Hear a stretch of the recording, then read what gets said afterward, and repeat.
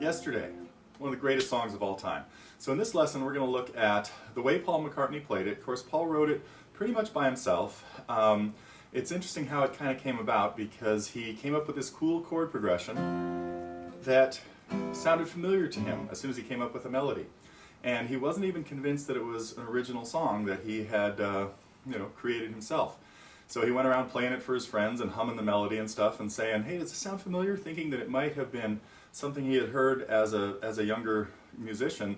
His father was in a jazz band, so he was familiar with a lot of popular songs of the day and stuff like that. So anyway, he finally came to the conclusion that it was original and started putting lyrics to it. Now it's interesting how most songwriters write songs, because usually what they'll do first is come up with a chord progression.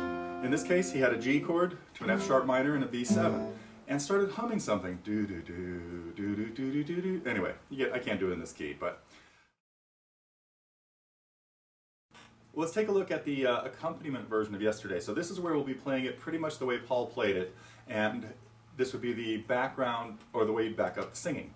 So the G chord, as we looked at in the left-hand close-up, is played with really 3 fingers. You don't really need your first finger in there. But again, the technique he used, but I'm not going to do this necessarily. If you want to play it this way, you might as well, because it's kind of cool. But he hit the bass notes, of course, and then with his thumb, and then brushed up. Back when he was doing this in 1965, he was doing it with all 3 of his fingers.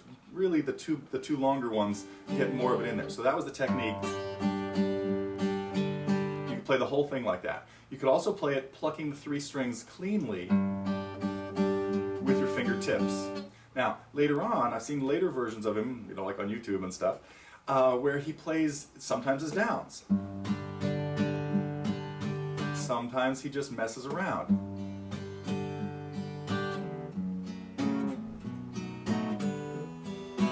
So he has a very loose, free-flowing style. So learning to play this exactly the way it went is a little self-defeating.